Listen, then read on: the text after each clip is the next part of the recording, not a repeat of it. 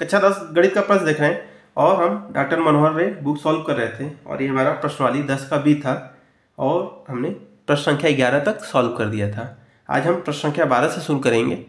तो चलिए प्रश्न संख्या 12 में देखते हैं क्या बोला जा रहा है।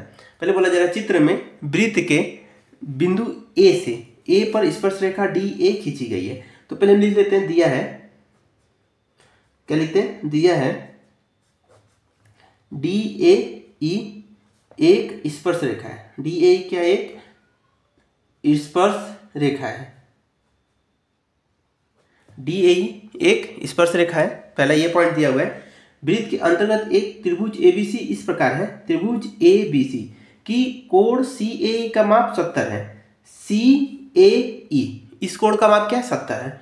तो लिखेंगे सी ए ई बराबर क्या हो जाएगा, 70।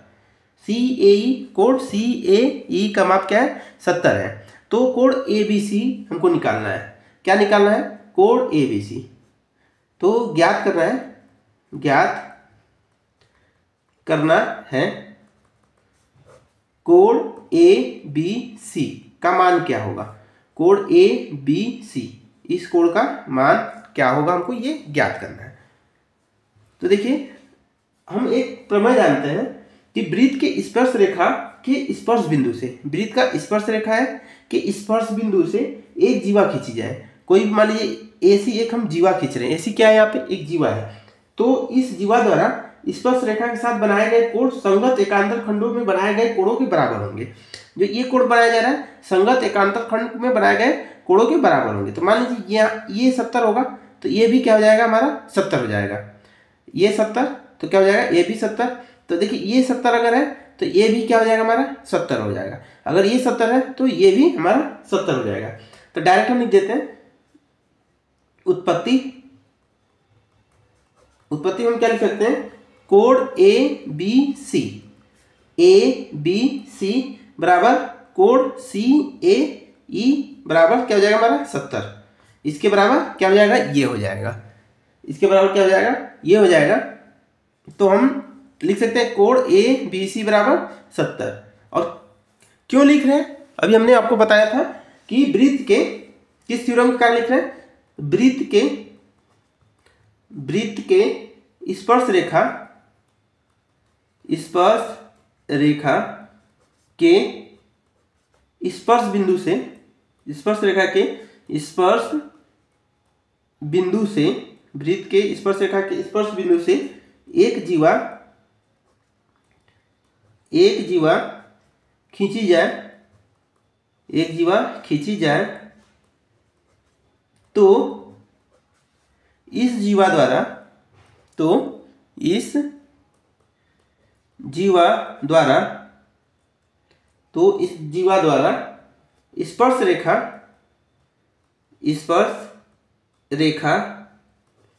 पर, स्पर्श रेखा पर नहीं के साथ, स्पर्श रेखा के साथ बनाए गए कोण, बनाए गए कोण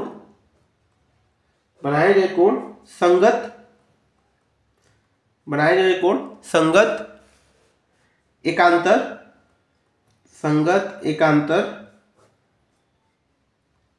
खंडों में बनाए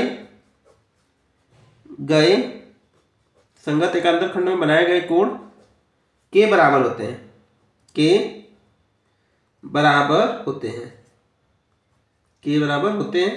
इसके द्वारा हमने क्या किया, देखिए ये कोण 70 है तो ये भी क्या हो जाएगा 70, क्योंकि स्पर्श रेखा के द्वारा जीवा द्वारा बनाया गया कोण है। ये संगत एकांतर खंड के कोण हो गए।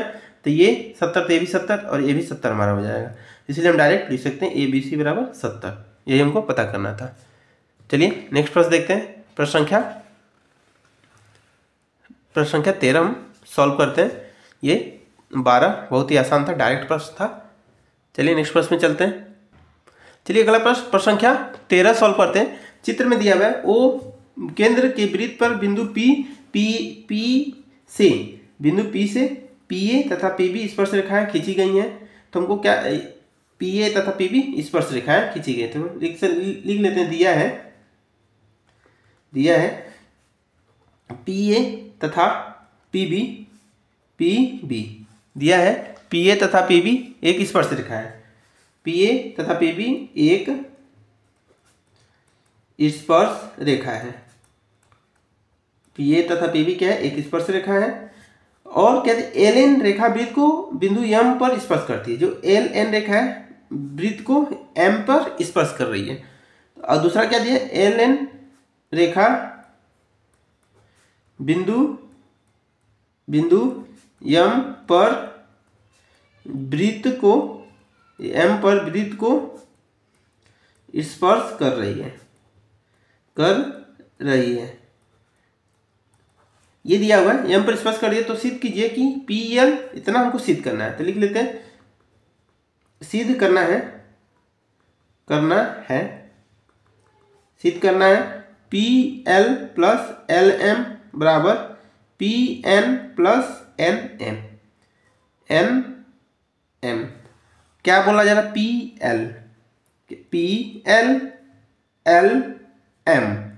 PLLM इसका प्लस, फिर PN और NM इसका प्लस, दोनों करेंगे तो क्या हो जाएगा हमारा? ये हमको सिद्ध करना है।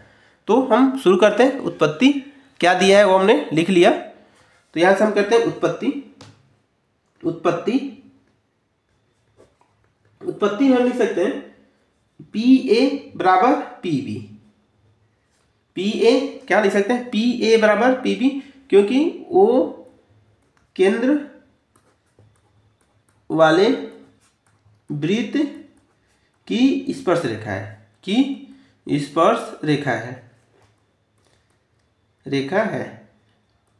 PA बराबर PB हो जाएगा। तो देखिए PA को हम तोड़ सकते हैं। PA को तोड़ के क्या लिख सकते हैं? PL प्लस LA,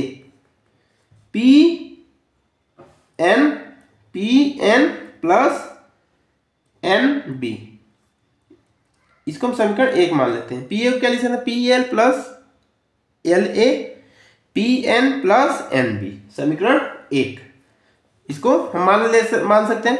अब देखिए यहाँ पे हम क्या लिख सकते हैं? AL बराबर LM। AL बराबर क्या लिख सकते हैं? AL बराबर LM।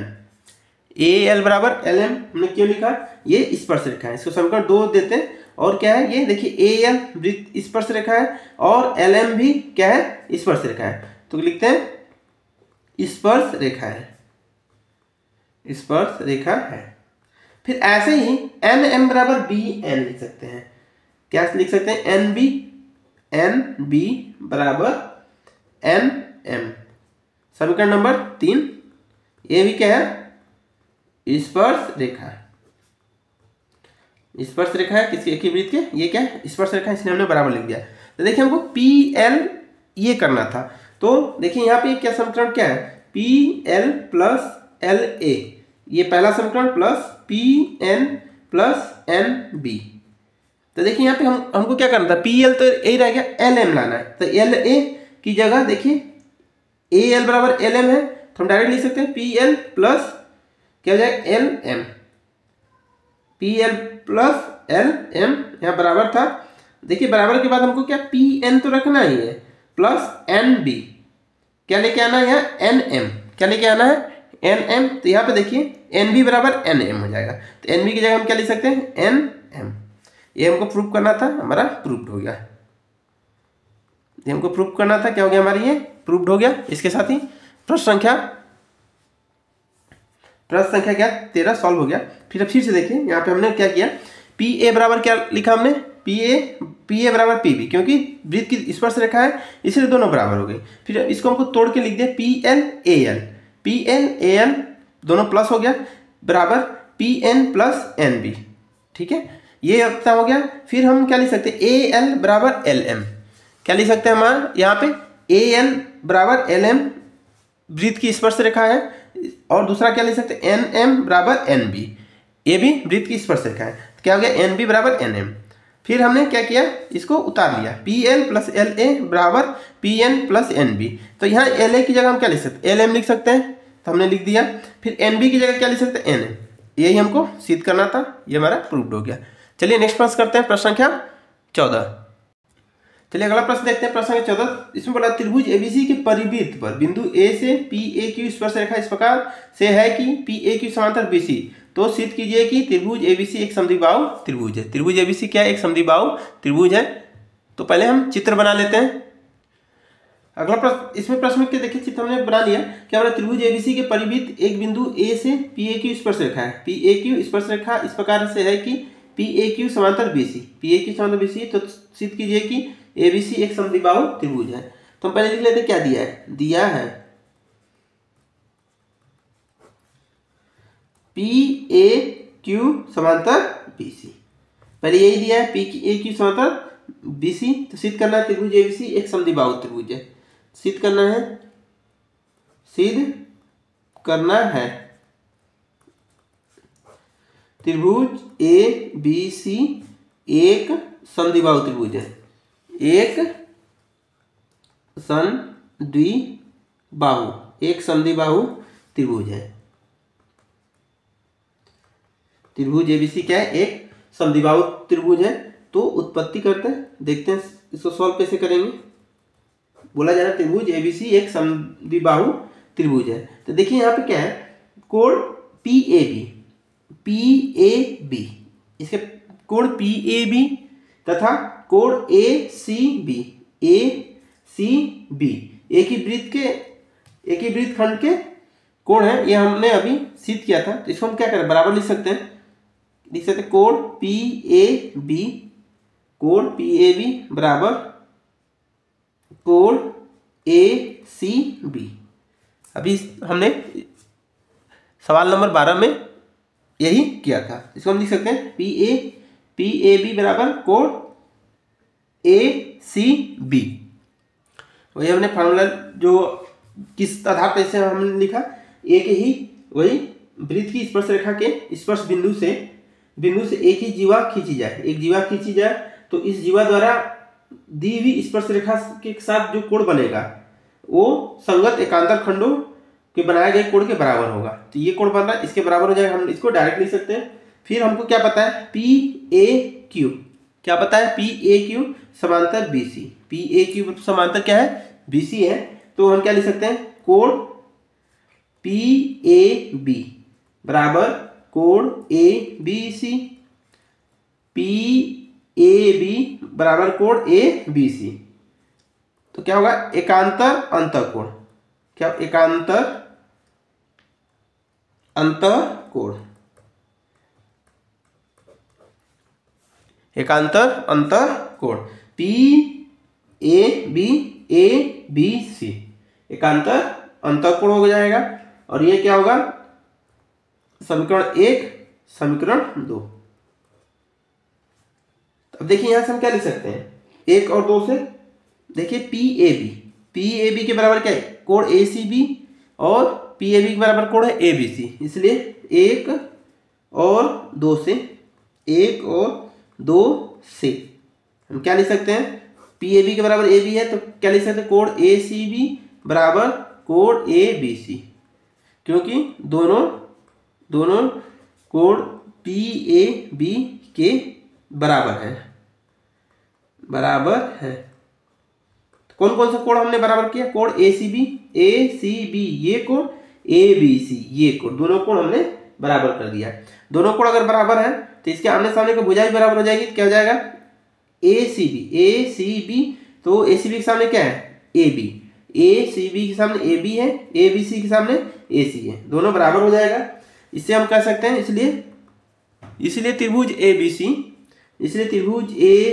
सी एक समद्विबाहु त्रिभुज है। एक समद्विबाहु त्रिभुज है। त्रिभुज एबीसी एक समद्विबाहु त्रिभुज है। ये हमारा प्रश्न संख्या 14 सॉल्व हो गया। चलिए नेक्स्ट प्रश्न संख्या 15 पर चलते हैं। चलिए प्रश्न संख्या 15 करते हैं। इसमें दिया, सिद्ध कीजिए किसी वृत्त के परिगत समांतर चतुर्भुज समचतुर्भुज है। जो ये समांतर चतुर्भुज है ये क्या हो जाएगा, एक समचतुर्भुज हो जाएगा। तो क्या हमको सिद्ध करना है, ए बी सी डी एक समचतुर्भुज है, एक समचतुर्भुज है। ABCD एक समचतुर्भुज है, दिया है ABCD एक समांतर चतुर्भुज है, समांतर चतुर्भुज है। ABCD क्या एक समांतर चतुर्भुज है, ये दिया है। तो हम उत्पत्ति करते हैं, लिखते हैं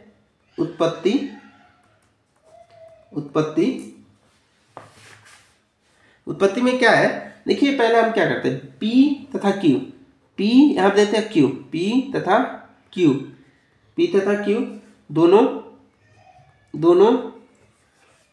बिंदु, P तथा Q दोनों बिंदु क्रमशः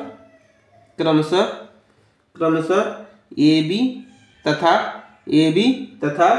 BC पर स्पर्श करते हैं।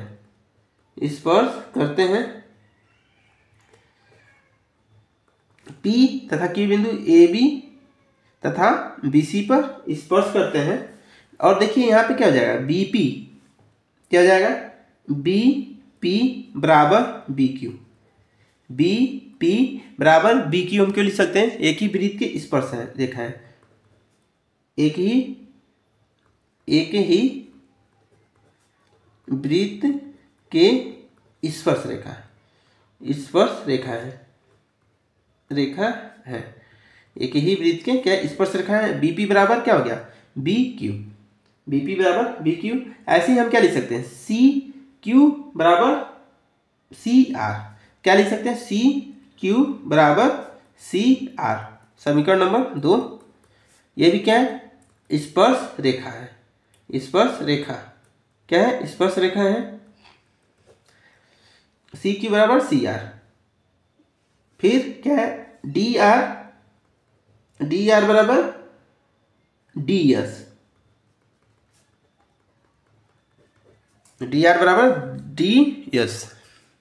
ये भी क्या है, स्पर्श रेखा है। DR बराबर DS क्या है, स्पर्श रेखा है। फिर हम क्या लिख सकते हैं, AS बराबर AP, 4 नंबर, ये भी क्या है, स्पर्श रेखा है। AS बराबर AP, ये भी क्या है हमारा स्पर्श रेखा। आप क्या करते हैं, चारों समीकरण को जोड़ देते हैं। फिर से देखिए हमने कैसा लिखा, देखिए BP बराबर BQ स्पर्श रेखा है, CQ बराबर RC स्पर्श रेखा है, DR बराबर DS स्पर्श रेखा है, AS बराबर AP स्पर्श रेखा है। सबको हम जोड़ देंगे तो क्या होगा, 1 + 2 + 3 + 4, सबको हमने जोड़ दिया, 1 2 3 4, सबको हम जोड़ेंगे तो क्या हो जाएगा, BP + CQ + DR + AS बराबर BQ + CR + DS + AP। अब हमको क्या करना है, समचतुर्भुज सिद्ध करना है। तो क्या करते हैं, BP और AS को साथ करते हैं, BP और AS को, BP और AS, BP हमको क्या लेना है, BP और AS को साथ करेंगे, और BP AS साथ करेंगे तो AS की जगह हम क्या लिख सकते हैं, AP लिख सकते हैं, AP लिख सकते हैं। तो हम पहले लिखते हैं BP + AS, BP + AS, CQ + DR, CQ + DR, CQ देखिए यहाँ पे CQ हमने क्यों लिखा, CQ + DR, CQ की जगह क्या लिख सकते हैं हम, CQ के बराबर क्या है, RC है, CQ के बराबर क्या है, RC है, तो हम लिख सकते हैं आगे, इसलिए हमने ऐसा लिखा। फिर हम क्या लिखेंगे, उसी तरह BQ + CR हो जाएगा, BQ + CR प्लस क्या हो जाएगा, DS + क्या हो जाएगा, AP, DS + AP, इतना हमने लिख दिया। तब देखिए यहाँ पे हम क्या लिख सकते हैं, BP + AS क्या है, AS AP के बराबर है, तो यहाँ से AS की जगह क्या लिख सकते हैं, AP, AS की जगह हम लिख सकते हैं AP + CQ की जगह हम क्या लिख सकते हैं, CQ की जगह CR + DR लिख सकते हैं, बी क्यू क्या हो जाएगा, B Q plus C R की जगह हम क्या लिखे अभी, सी क्यू, तो यहाँ पे भी हम सी क्यू लिख सकते हैं, plus D S, D S की जगह क्या डी एस तो हो गया, फिर ए पी की जगह हमने क्या लिखा था यहाँ पे, ए पी बराबर क्या लिखा था, ए एस, तो यहाँ क्या D S plus A S हो जाएगा, हमने इतना लिख दिया। अब देखिए BP plus A P, BP plus A P, BP plus A P, इसको हम लिख सकते A B plus C R plus D R, क्या हो जाएगा, C D, B Q plus C Q, B C, D S plus A S, D S plus A S, क्या हो जाएगा, ए डी। देखिए दोनों भुजा का योगफल बराबर आ गया। अब क्या है, यहाँ पे समांतर चतुर्भुज है, क्या है, ये हमारा समांतर चतुर्भुज है, एबीसीडी एक समांतर चतुर्भुज है, तो आमने सामने की भुजा बराबर और समांतर होती है। आमने सामने की भुजा क्या होगी, बराबर और समांतर होती है, तो यहाँ से हम क्या लिख सकते हैं, ए बी, यहाँ से A B plus C D आया, A B plus C D की जगह हम क्या लिख सकते हैं, ए बी लिख सकते हैं, A B plus A B.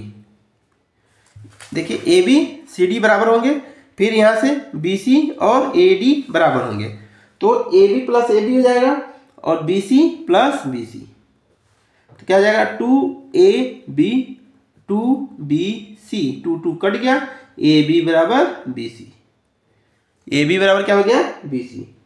देखिए ए बी बराबर बी सी हो गया। ऐसे ही हम क्या लेके आ सकते हैं, ऐसे ही हम सिद्ध कर सकते हैं, बी ए बी बराबर हमने क्या किया, बी सी सिद्ध कर दिया, ए बी बराबर बी सी, और समांतर चतुर्भुज से हमको क्या पता है, ए बी बराबर क्या होता है, सी डी होता है, तथा बी सी बराबर क्या होता है, ए डी।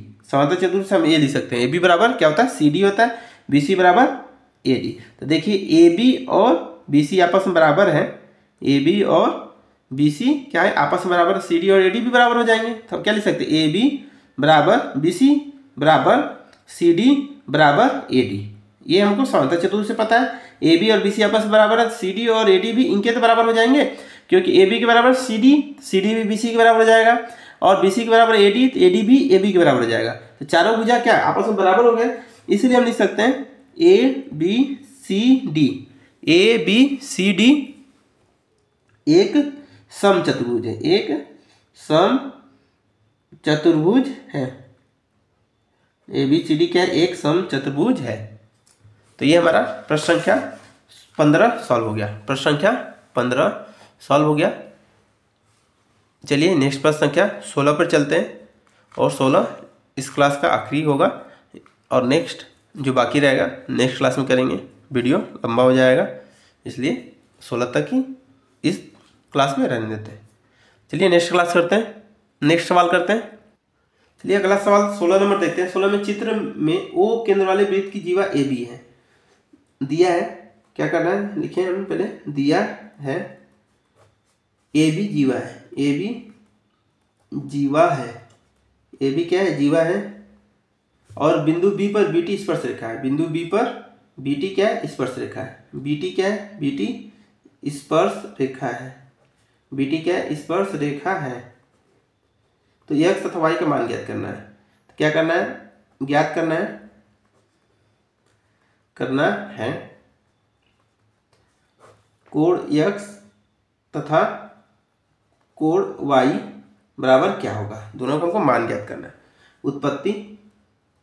उत्पत्ति देखिए ये जो कोण बनेगा इसका दोगुना होगा, तो हम क्या लिख सकते हैं, यहाँ से पहले कोण ए सी बी, कोण ए सी बी बराबर 1/2 कोण ए ओ बी, कोण ए सी बी ए ओ बी का एक, दोनों का संबंध क्या होगा, 1/2 होगा, मतलब जो ये कोण बनेगा इसका, ये कोण इसका दोगुना होता है। तो इसको कैसे हम बोल सकते हैं, देखिए थ्योरम को पता है, वृत्त की जीवा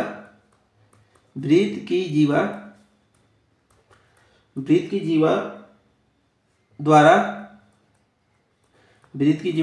वृत्त की परिधि पर बना कोण, वृत्त की परिधि पे बना कोण, केंद्र पर बने कोण, केंद्र पर बने कोण का आधा होता है,